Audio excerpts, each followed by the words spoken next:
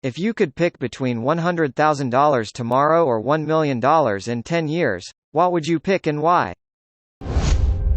I'm 22 right now, so knowing that when I turn 32 I'll be a millionaire would allow me to prioritize the now much more.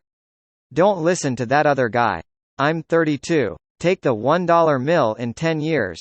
Even if you bought a house using the $100,000 at 22 like he's suggesting, you'll still be paying for it long after you could have inherited $1 mill. Then you can buy a house in cash and still have way more than the $100,000 in debt. I'll take the million in 10 years and buy half a house in Toronto. It won't be enough LMAO5. I'll have to settle for Peterborough at the current rate. At this rate, we'll all be living in the prairies while Vancouver and Toronto become places where investors park their money in glass towers. Even though I'm joking, we're probably closer to that than I'd like to admit. You mean a 750 square foot condo? Moved to Toronto this year. This one hit different. Representative Toronto, haha. It's a shish show.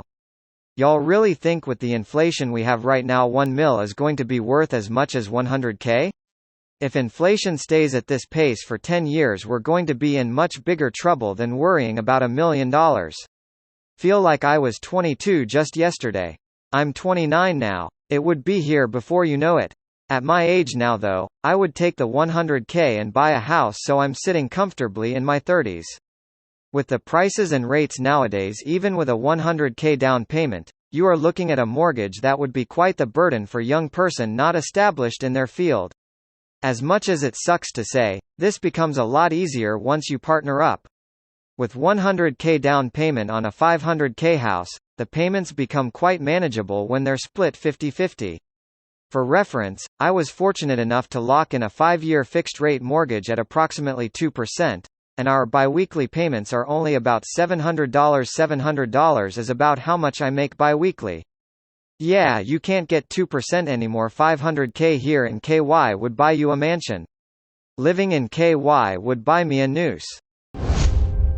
To each their own. It's beautiful here. As someone who has traveled all over the US and has lived in small towns and big cities, different places. Today on Guess My Complexion Orientation, I mean, Lexington is super accepting and progressive, but still subject to Kentucky state laws. Any laws on books that states have are void. The U.S. Supreme Court struck down all sodomy laws back in 2003. Absolutely agree there. You couldn't give me a mansion there. Even tax-free. No way I'd live in Kentucky. I am already in She-Hole TX. Def don't want to live somewhere worse than where I am already. Tennessee sure is making KY look better recently, though. I mean, if you have to pick between two terrible places, they make you pay for it yourself?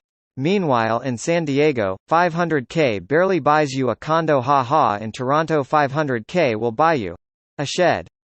Knit a run-down shed at least. Post-war shed at least.